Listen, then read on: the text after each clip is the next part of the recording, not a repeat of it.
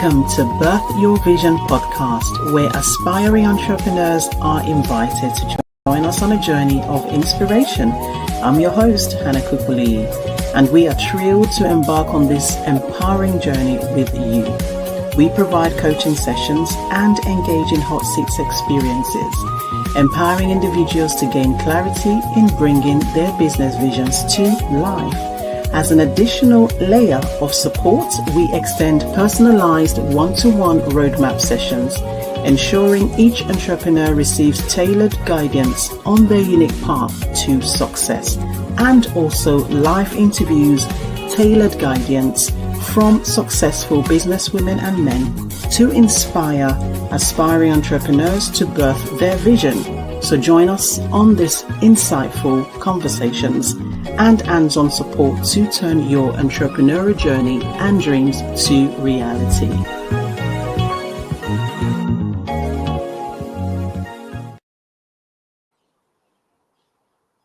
Welcome everyone to Birth Your Vision podcast. I am so excited to be here today. And so today we are stepping into a very important conversation, and we are going to be looking at exploring what it means to shape the vision for Black privacy professionals, and also navigating the complex world of AI, data protection, and also compliance, and also, while carrying the weight of representation and change. I am super excited to be here today because I have two amazing powerhouse guests who are leaders and also who are going to be sharing their journey and their stories as well. And so if you've ever wondered where your voice fits in, especially in the future of digital policy and innovation, or even how you can actually create ethical systems that serves everyone, this episode is your sign to definitely listen in. So, because the future isn't just about protecting data, it's about protecting dignity and equity, as well as vision. So today I am joined by two amazing trailblazers in their field. So my first guest is actually Christina Tueje, who is the founder of the UK's award-winning and first ever Black Privacy Professional Network. This professional community represents the largest gathering of Black AI and privacy professionals in Europe, and also an award-winning AI governance and data protection director with over 15 years of experience of helping 70 plus companies to navigate AI and also data risk.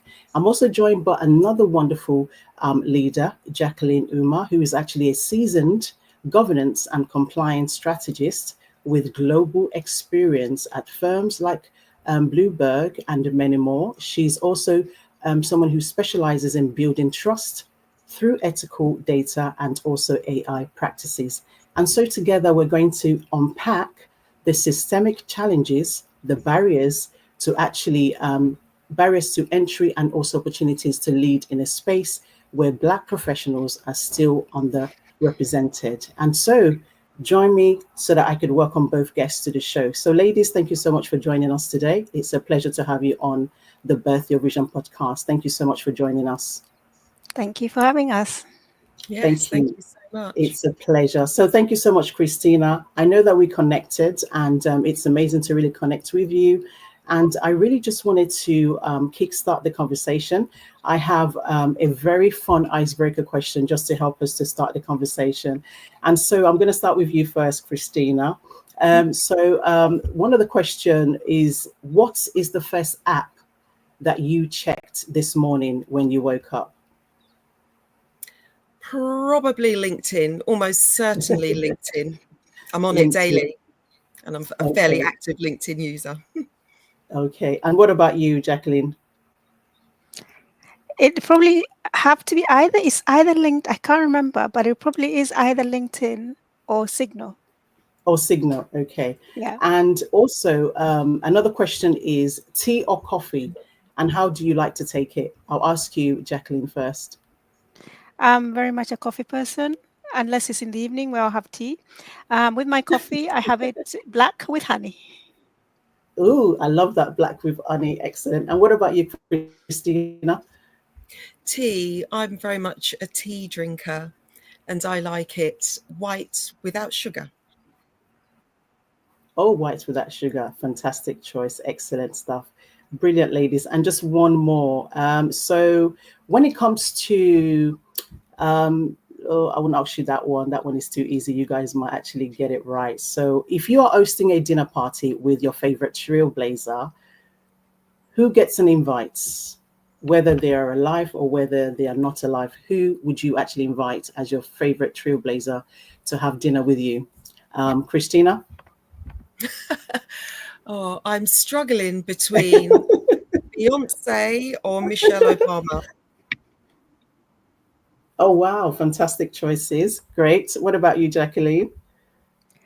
I think I would have to go with it has to be an author because I absolutely love books. So it has to be an author. An author. So I'd love to Okay. have Ngugi wa Thiong'o, who just recently passed away.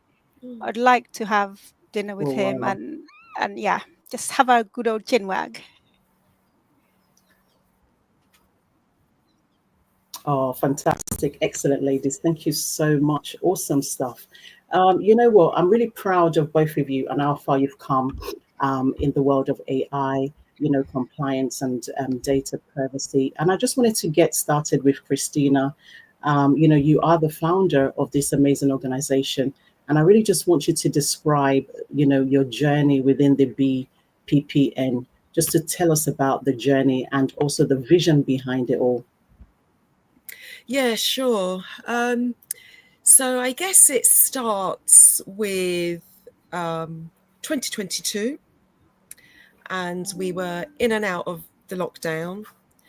And for various reasons, I was feeling quite isolated and cut off, not just from the world, but from other privacy professionals as well. So I reached out to a few privacy professionals on LinkedIn who looked like me. And I asked whether they know of any professional networks for people like us, that look like us, that do what we do. And it was clear that there was nothing really that kind of served us. I then suggested that we collaborate to set something up. And there was mixed optimism, mixed enthusiasm, thrown in with a bit of hesitancy and reluctance. So a year went by and nothing happened. But roll forward to, I think it was the summer of 2023, I reached out to the same people again. And I said, well, hey, there's a real need here. Let's just see if we can do this and to make it happen. And that was really the birth of the UK Black Privacy Professionals Network. That was when a small steering group came together. We agreed some core goals and visions around amplifying our visibility and our voice. And I can say a lot more in terms of what we've achieved since then, but that's really where it started, 2002, 2003. Fantastic. So for those who are watching us and they want to know more about this organization, could you tell us exactly what is it that you do in terms of the business, the services, and also what you offer? Yeah, sure. So we are a startup organization and we are a membership organization. We are very much membership led. And our focus is knowledge sharing, networking, mentorship, and just creating a community of connectedness and togetherness. I mean, we've got a very key active member here, Jacqueline.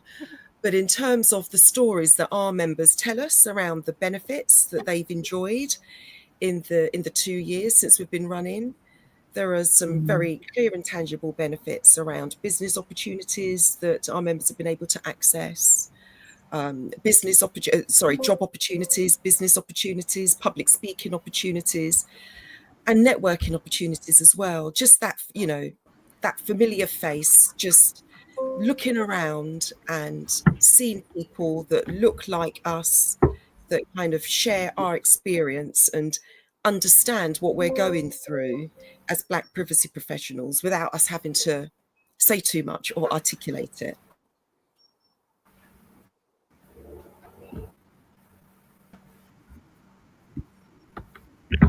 So in terms of our offering, we offer events, networking events, We meet roughly monthly. We used to have a regular schedule, of meeting regularly online on a monthly basis. We meet in person roughly on a quarterly basis. We have Yes. an online chat community in Slack, and a lot of us, connect at privacy events and so on. So the strong focus is knowledge sharing, networking, just building a community of togetherness and connectedness. Fantastic. That sounds really awesome.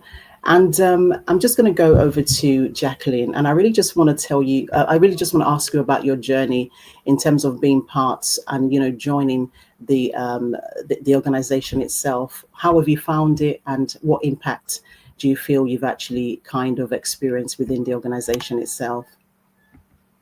I think the main thing is having a community. I think one Yeah. of the things, if you work in privacy, most organizations don't have big privacy teams. Privacy is very much seen as a cost rather than a benefit to organizations. So most Yeah. organizations have a big privacy team. So within work, you find that you're either working alone or you're working with a very small team. And in that small team, you're probably likely to be the only Black person. So for me, joining the community means that I can network with people who look like me, people who understand the challenges that I face within the workplace, people who I can talk to and actually be myself. And because I know that they're not going to judge me or they're not going to look at me in a strange way. So Yeah. that I find really, really useful, just to be able to talk and to talk freely. But on top of that, there's the added benefits of, even Christina does a really good job of networking with other organizations and groups. And so we ourselves are introduced to those groups and those organizations. So there's that added benefit that it helps you within your career. It helps you um, just to develop skills that you may not necessarily be able to develop because of low budgets within the companies that we work for. So I think Yeah. I found it very useful for that. But also it's just good to, if I'm having a problem that I feel that I can't solve, or I think of it in a certain way, to just be able to post that in a group and ask people what do they think, how would they deal with that situation. That is really, really useful. It's really, I think for me, that's one of the biggest benefits, because the privacy field is continuously changing and you're Yeah. continuously grapple with new challenges. And being able to then speak to people who are going through the same thing or have similar questions and just bounce up ideas with them, that's really, really, as I said, I don't know how much more I can say how useful that is. Yeah, Yeah, absolutely. that's I my think experiences. representation really does matter, isn't it? When you are in a gathering or maybe a professional community whereby you see people who look like you, so you feel very comfortable, you're able to ask questions, you feel like you're part of the organization, and you can actually be yourself. And I think it's very important that this organization brings that to members such as yourself, which is really amazing. And so, Christina, I wanted to ask you in regards to the organization. So can you tell us a little bit more about, privacy? What is it? And what do privacy professionals do? What exactly do they do for those who are watching us today? That's a great question, Hannah. And Jacqueline sort of begun to talk about it when she mentioned how it's evolving as a Yeah. profession. So I would say the short answer is, as privacy professionals in our AI world, we enable organizations to demonstrate safe, ethical, and responsible use of AI data and technology. And in practical terms, what that means is we help them with policies, putting the right policies, processes, and procedures in place. We do risk assessments of technology, data use, AI use. Yes.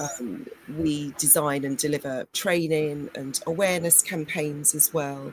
And we obviously advise on key legislation, things like the General Data Protection Regulation, things like the EU Mm. AI Act. So we're busy, and it's definitely an evolving profession, more so with the rise of AI. Absolutely, which is really incredible. I mean, we are all using, most of us are using AI, and I think it's an amazing tool to be able to use it, to be able to do business, or even at the workplace as well, which is very important as well.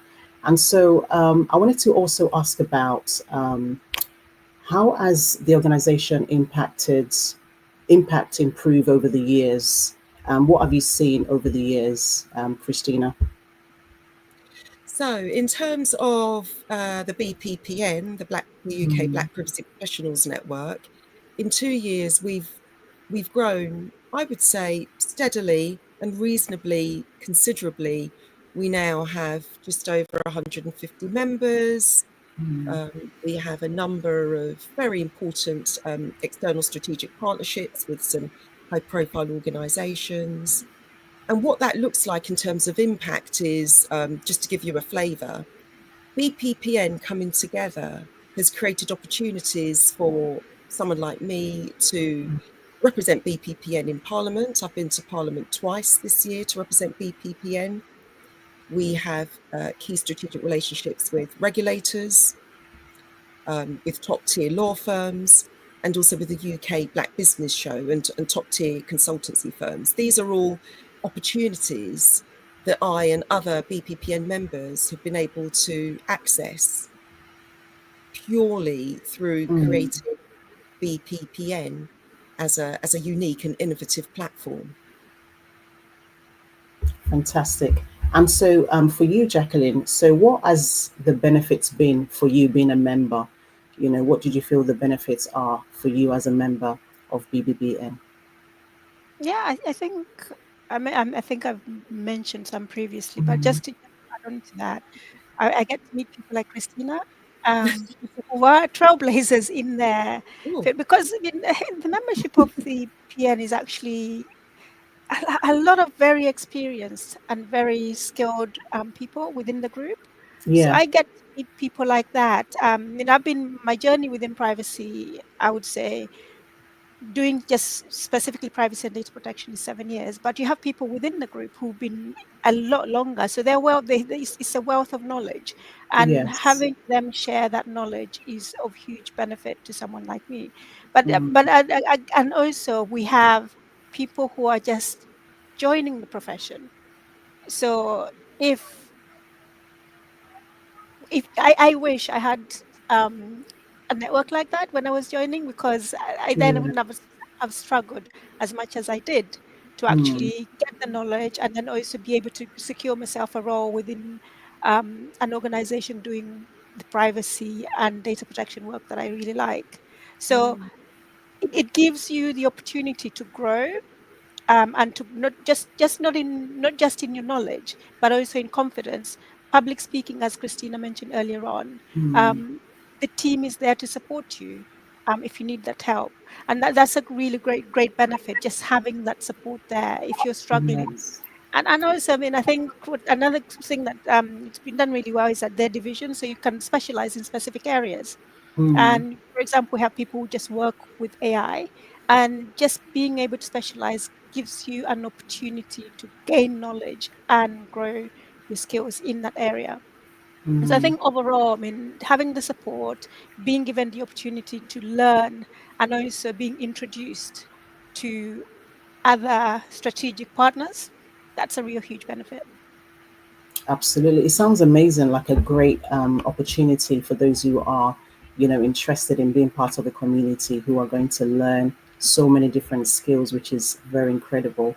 And on that note, Christina, I wanted to know what value does diversity and representation bring to the privacy profession? oh wow! I mean, where do I start?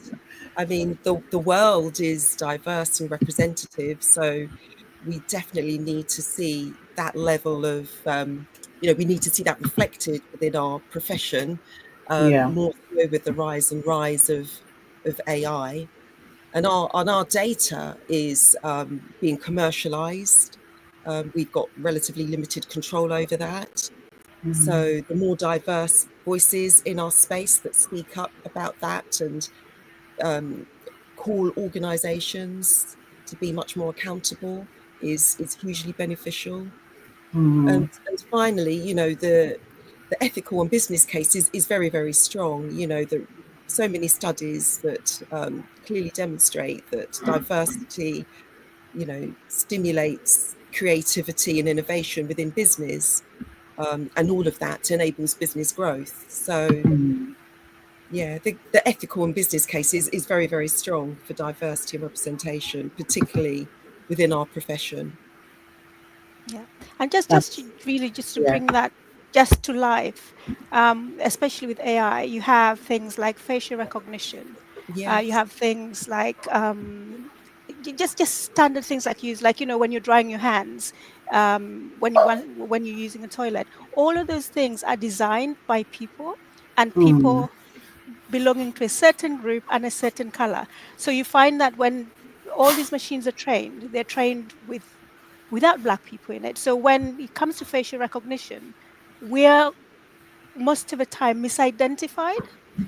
So if you don't have people like myself and Christina in the room advising businesses that actually you need to make sure that your sample data is more diverse, we are going to continuously be discriminated against. So it's really important to have diversity and people like myself and Christina in the room to make sure that it's ethically and responsibly designed. Yeah. Absolutely. That is so important, actually, because I noticed that there's some certain, I think, different types of things being used within the NHS. And like you've said, it's important that people like yourself are in the room so that you can speak on those new AI things that they're doing at the current moment, so that at least, we have a voice when we do come together and share those knowledge, which is very, very important. Absolutely. And I think you're both doing an amazing job. It's important that there's representation so that we can definitely use our voice to make an impact where necessary. And so, what are the most important questions of our time within the privacy profession? And that's for you, Christina. Oh, wow. Okay. So, again, where do I begin? It's a great Yeah. question, Hannah. So I would say, and I think it goes back to something that Jacqueline said when she spoke about the evolving profession. My question to the audience and to privacy professionals is, what can we do to really elevate the strategic value of what we do? Again, Jacqueline spoke earlier about compliance and how, you know, compliance as a function, as a compliance as a pure business function is not really valued in business.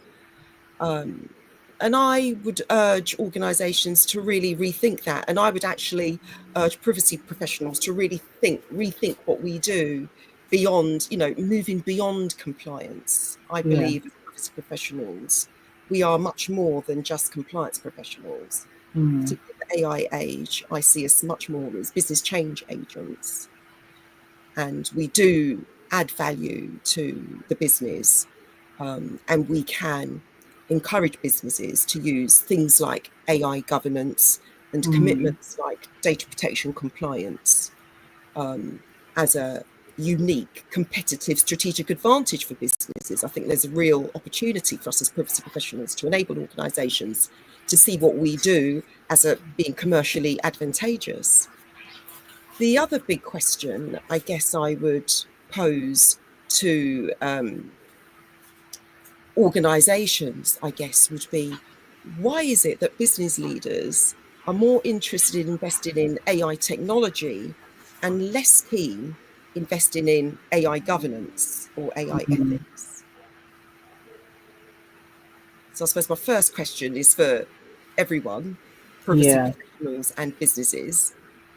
in terms of our strategic value as privacy professionals. But my second question is very much directed to the business community, because almost every client organisation that I talk to is eager to invest in the technology, but less keen to invest in AI governance, AI compliance, for want of a better word, AI ethics. That's a very good question. So, how do you think we can actually start to change their mindset and their thinking, so that they could start to think of, the compliance rather than the technology itself? They're both important, but then how do we start to help them to change their mindset in that So, direction? so a lot of the work that I do in this space, in this data protection, AI governance space, is commercially driven. Yeah. So just to give you an example of that sort of very quickly, any organisation that I work with that wants to do AI implementation, the work that we do together is very much about ensuring that they have an AI business strategy. So their business strategy, in effect, becomes their AI strategy. So everything is aligned. AI objectives are aligned with business objectives, which in time will then be aligned with data protection compliance objectives and AI governance objectives. So once that early work has been nailed around aligning AI objectives and strategic business objectives, once that early work has been done, it eases the conversations around the importance of AI governance. That's when organisations begin to see the value of what we do as privacy professionals. We're not just talking about GDPR all the time.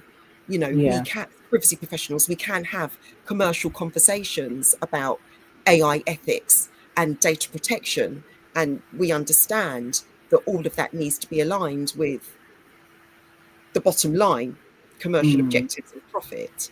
So I think just having an opportunity to have those conversations will change mindsets. Yes, absolutely. I totally agree, for sure. What about you, Jacqueline? I think the only thing I would add to what Christina has already said is if you do it right, you're building trust with your customers, you're boosting your reputation with your customers, and you're avoiding hefty legal fees and fines. So it's Yeah. imperative on you as a business to actually get that right the first time. And Yeah. having a governance structure in place at the beginning saves you a whole lot of headache trying to unpick and then undo things that you may have done wrong from the beginning if you didn't have that governance strategy in place in the first place. So yeah, there's no. I mean, Christina's actually covered a lot of it. That's the only thing that I would add on to that. Yeah, I do absolutely. I think agree. having it in place is definitely crucial. Yes, Christina. Yeah. I'm going to add to that because I really love Mm-hmm. what Jackie said. I'm Mm. just going to add to that because I've got perhaps a naively optimistic view, but I'm going to share it.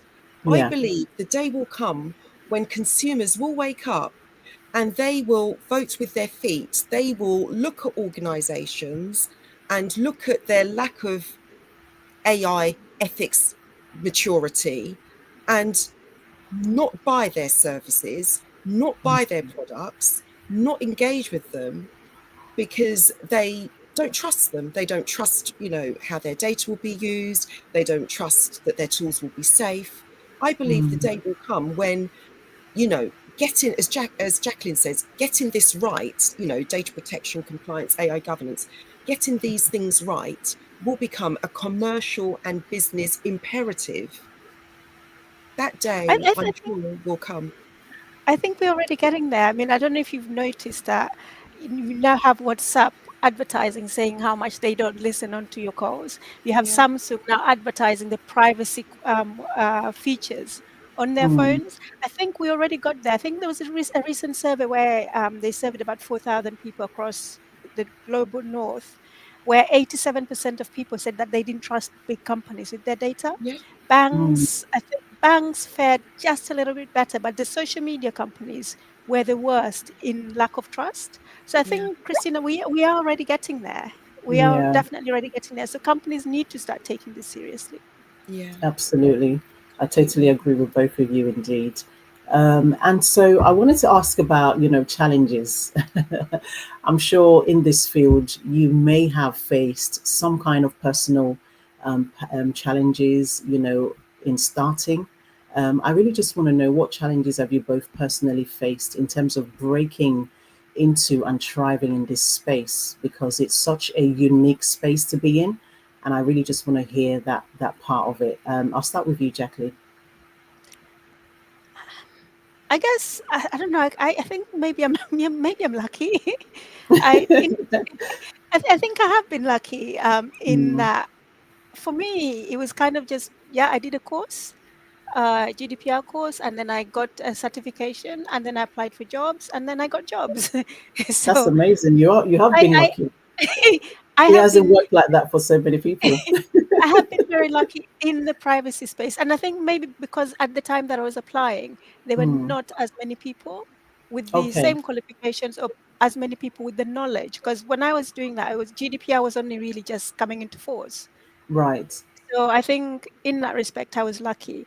With regards to challenges that people face, I totally see how someone may struggle. I know people who have law degrees who are trying to break into the space, and they are struggling because now there's a lot of competition. And also, this is the other thing that frustrates me, is that organizations, when they advertise for jobs, even entry level jobs, they're asking for a list of long qualifications that, where he's supposed to have got it from if they're not willing to give you the experience, which is why being part of an organization like That's a Black good. Privacy Professionals is really really useful, because even if you're just breaking out, you have people who are already working in that field to advise you.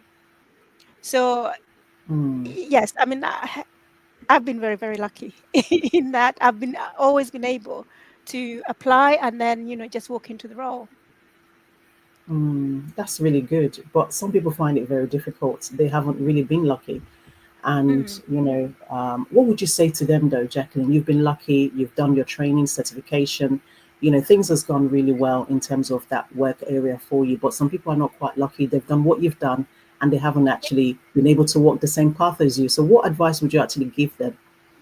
It hasn't been because Mm. I haven't done any of the work, any of the background work. I have.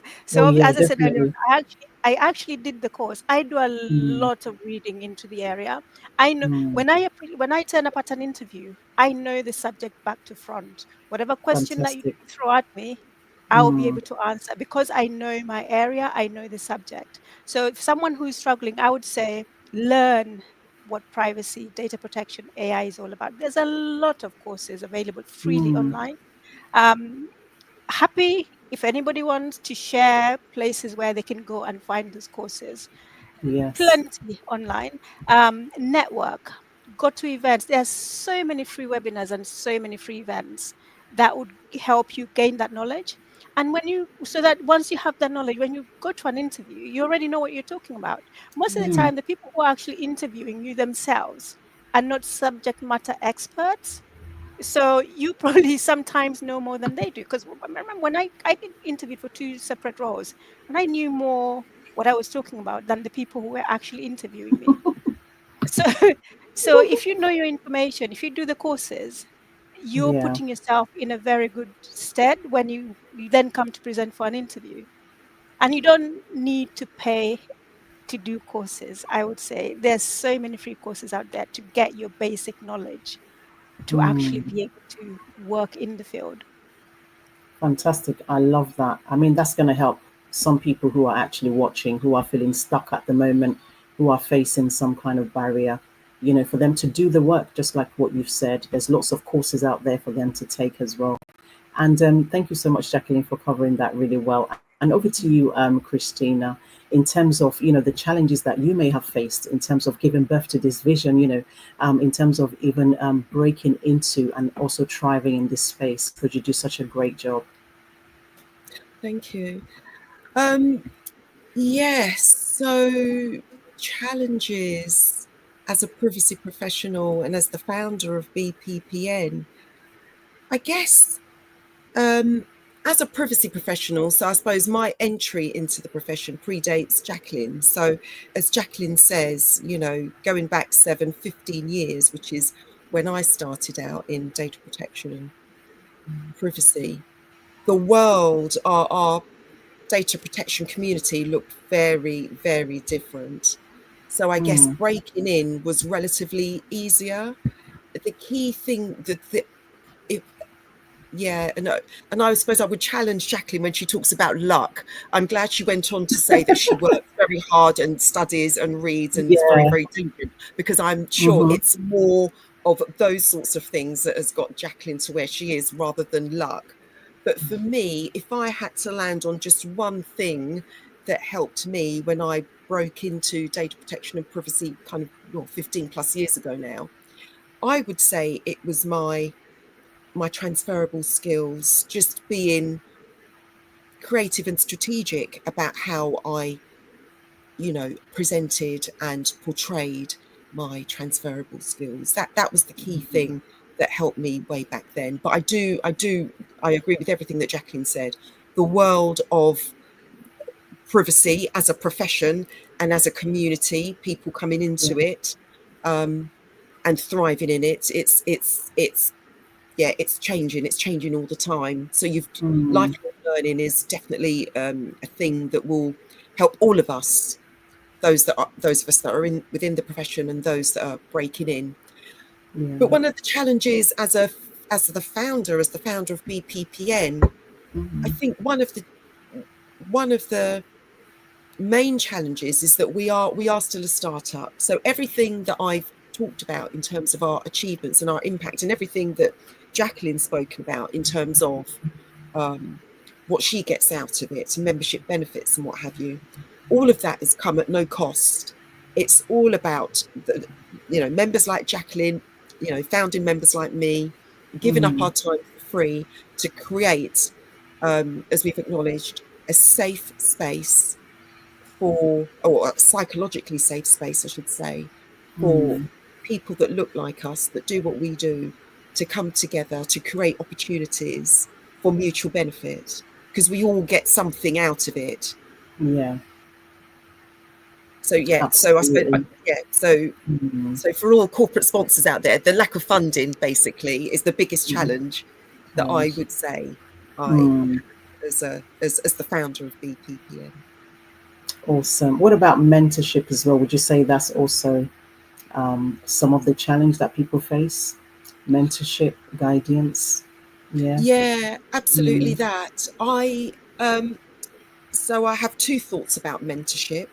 Yes, it's hugely valuable, and it is something that we offer within the BPPN community informally at the moment. It is something that we would like to offer much more formally in time as we mature and grow in terms of our resources and capacity to deliver a formal mentorship program. So yes, hugely valuable mentorship as an offering. But the other thing I will say is that we need sponsorship as well. Alongside mentorship, we need sponsorship. We need people that are in the room that speak up for us when we're not in the room. So mentorship combined with sponsorship is hugely powerful. It's probably the most powerful combination that you can get in terms of career elevation and career progression. Yeah. Absolutely, definitely. Allyship, people that speaks on your behalf and advocate for you, which is very crucial. And yes, another question that I wanted to ask is around. Here we go. So, what can organization do differently to basically support and to retain Black professionals in this field? Christina, I suppose you're already doing some of them already. Yeah, so I believe, and again, it goes back to something Jacqueline said when she talked about the criteria that's listed on job specs. I would like to see employers be much more authentically open and creative about the eligibility criteria for new entrants, particularly new entrants into privacy. For example, a law degree is not essential. Even having a formal privacy qualification is not essential. I recognise that the privacy profession is very, very different now, but I haven't got a law degree, and I certainly didn't have any. Well, privacy professional qualifications weren't even a thing when I entered into privacy all those years ago. So I would like to see employers be much more open and flexible and meaningfully creative about their expectations of privacy professionals when they draw out the up the eligibility criteria, because we are more than the privacy qualifications that we may have. We are more than the law degrees that we may have. We are more than the compliance qualifications that we may have. Ultimately, we are commercially minded and very agile business change agents. And I would like to see more of that kind of thinking reflected in job specifications, and hopefully that may make the profession much more accessible for all. Slightly controversial, but that's what I'd like to see.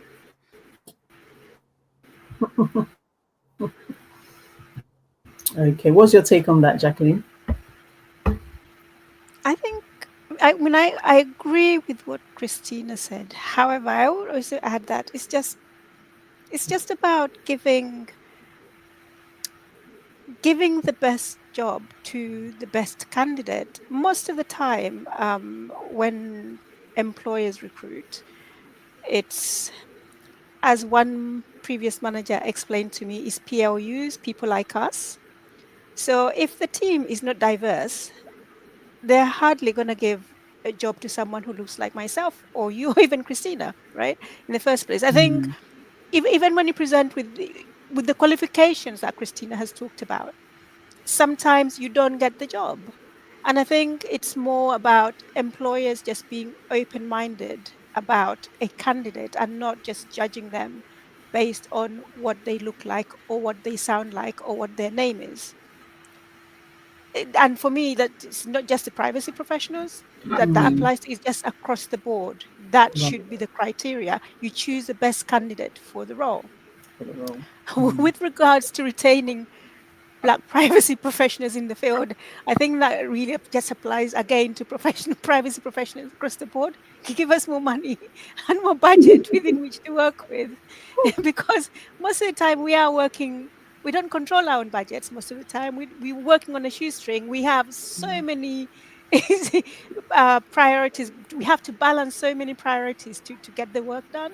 And so burnout is very easy. It's very easy to burn out.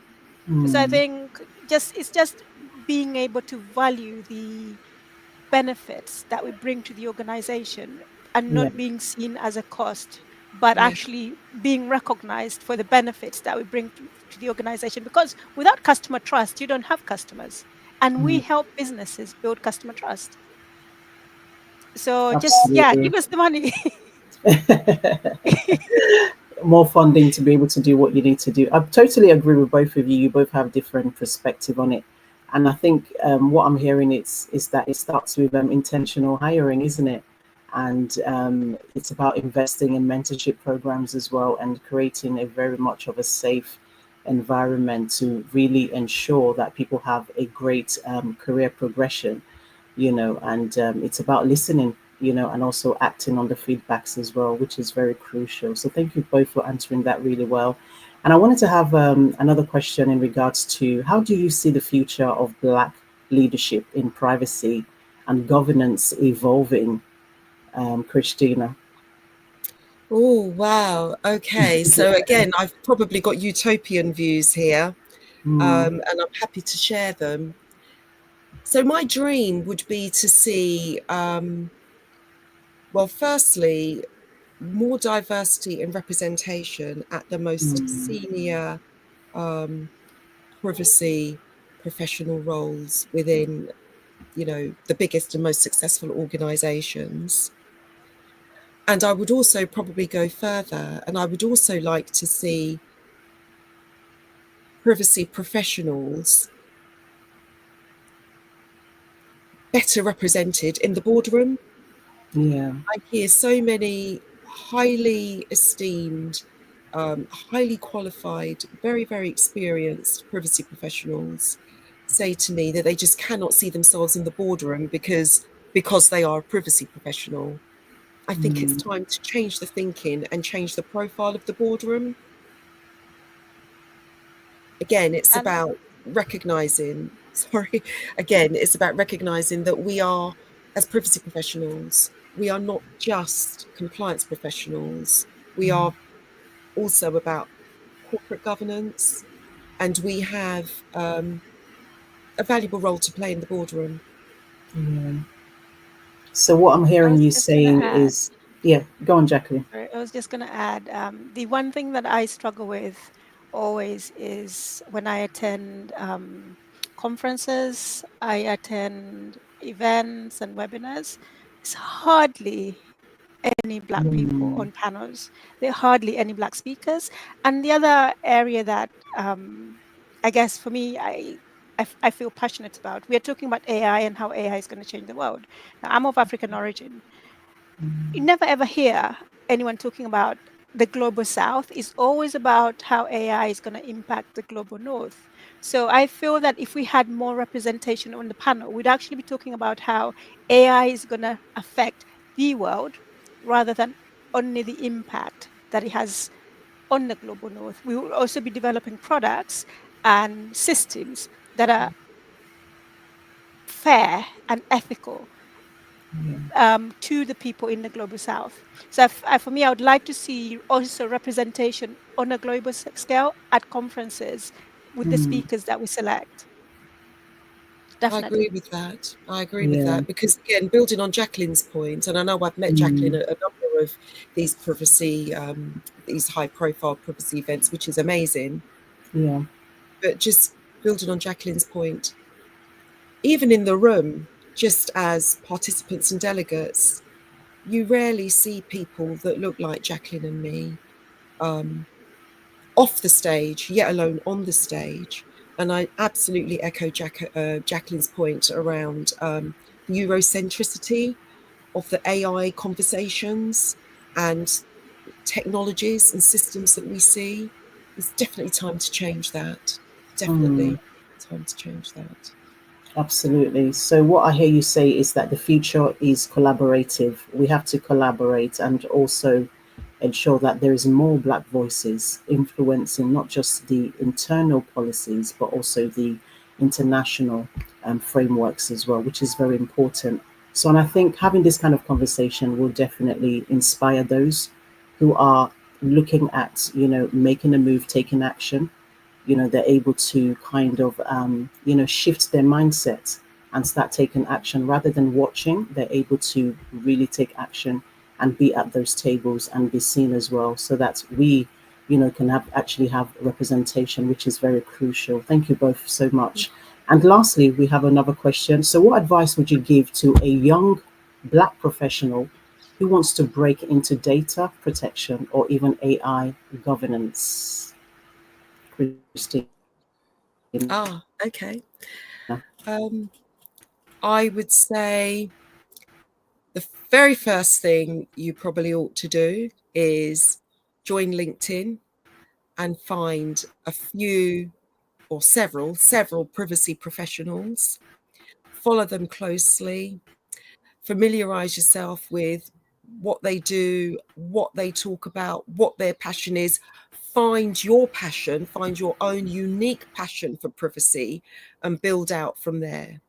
Getting qualifications and ongoing networking, all of that is very, very important. But find your own unique passion for privacy first and try to build out your privacy career from there.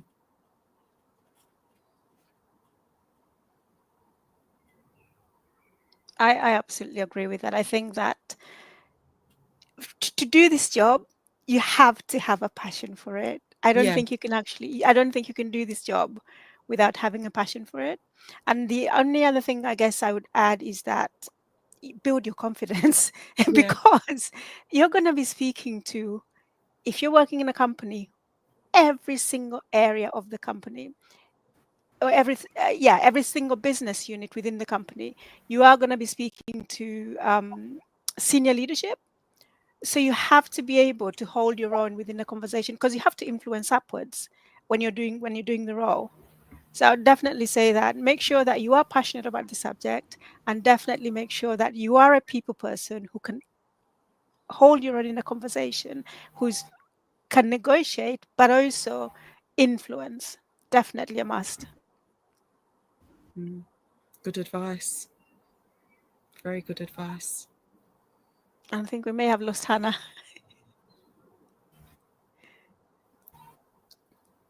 But yeah, I mean, it is very kind of, I would say now, I mean, I know we've spoken about how the privacy profession has changed and grown and evolved over the years or over the decades. I actually think it looks so we've completely lost Hannah. Hopefully she'll join us in a minute. But Jacqueline, we could, I guess, potentially carry on the conversation about how the privacy profession has grown and Yeah. potentially how that creates opportunities for those that want to either break into the profession and build out a career once they break in.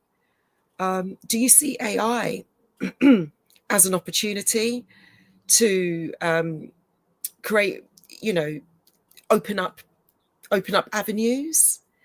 Yeah, I think AI, because it's now so prevalent and it's everywhere. I think if you have knowledge, either as a developer or as someone who just knows how to use I Yeah, think there's a role in there for you because there's so many organizations out there now trying to roll out AI, implement AI, but Mm. actually, as you said earlier on, there is no strategy.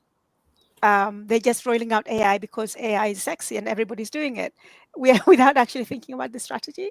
So I think that if you actually know what you're talking about, you know how to use the platforms and the system. I think that puts you in good stead because training employees how to use AI is really, really going to be a big thing because at the moment it's not being people are not using it because they're not trained on yeah, how to use it properly.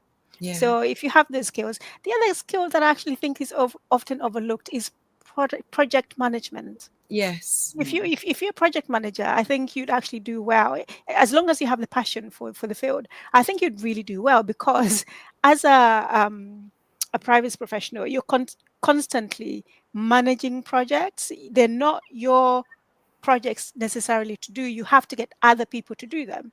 So if you have the skill of a project manager, I think you do really well because you already have the foundation. You're already able to communicate with people, and that's really good foundation to succeed as a privacy professional. Yeah. Mm.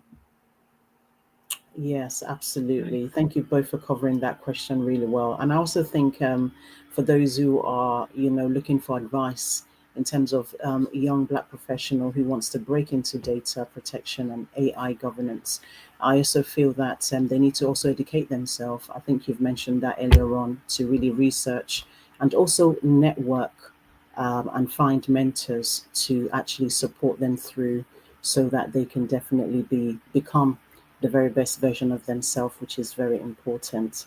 Thank you so much to both of you. Thank you for taking part in this wonderful episode.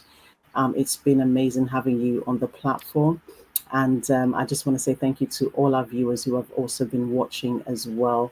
Thank you for joining the podcast today. So I just wanted to ask both of you, how have you found the process of being part of the Birth Your Vision podcast? I'll start with you, Christina, before we wrap up.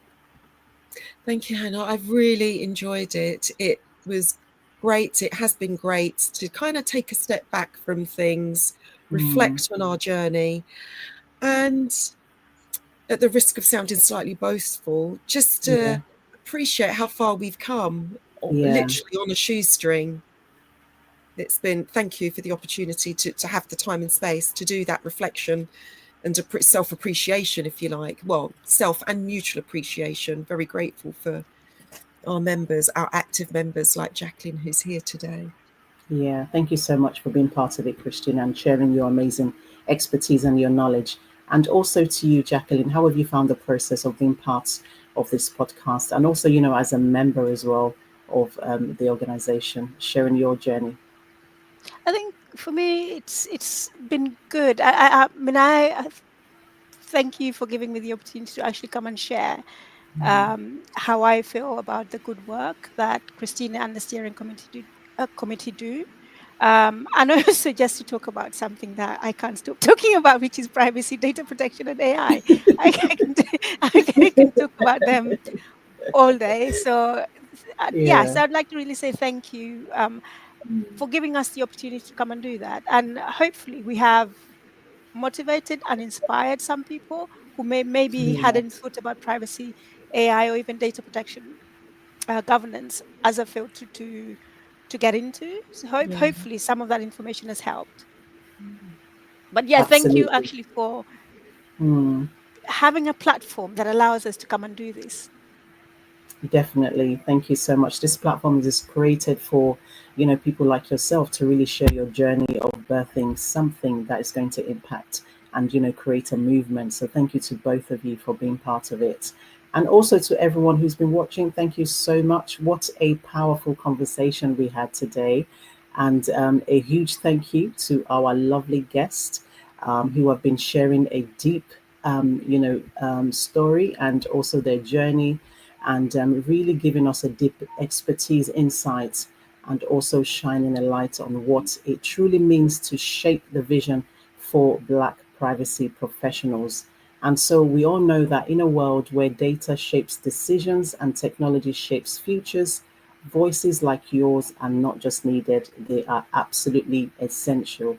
And so to everyone listening, if you have ever felt unseen, unheard, or maybe unsure of your place in this space, let today's episode be a reminder that there is room for you at the table and there is power in your perspective. So don't forget to connect with all our guests, our wonderful Christina and Jacqueline. Make sure you connect with them, and also share this podcast with someone who needs to hear it. And most importantly, keep birthing your vision, and also be unapologetically strong and stay focused, and make sure that you stay in your lane. And so without further ado, I want to say thank you once more again. Any last advice for anyone who's watching, who wants to get into data, governance and, AI? What advice would you give them? Just one advice, Christina? Stay open-minded, find your passion, and network with privacy professionals that you truly admire. Fantastic. And what about you, Jacqueline? Mine's just going to be simple. As long as you have the passion, just go for it. What's the worst that can happen? Right, exactly. Do it now, isn't it? Just do it. Absolutely. Until next time, thank you all for watching us tonight, and see you on the next episode. Thank you so much, Queens. Have a lovely, blessed evening. Take care for now. Bye, everyone. And that's a wrap for today's Birth Your Vision podcast episode. Thank you for joining us on this inspirational ride. If you've enjoyed today's episode and want more, be sure to subscribe, rate, and leave a review. Your feedback helps us with our mission to continue to empower aspiring entrepreneurs around the globe. So please remember that your vision is the spark that can light up the world. Until next time, keep dreaming, keep creating, and keep birthing your vision. This has been the Birth Your Vision podcast. Inspire, create, and birth. Thank you.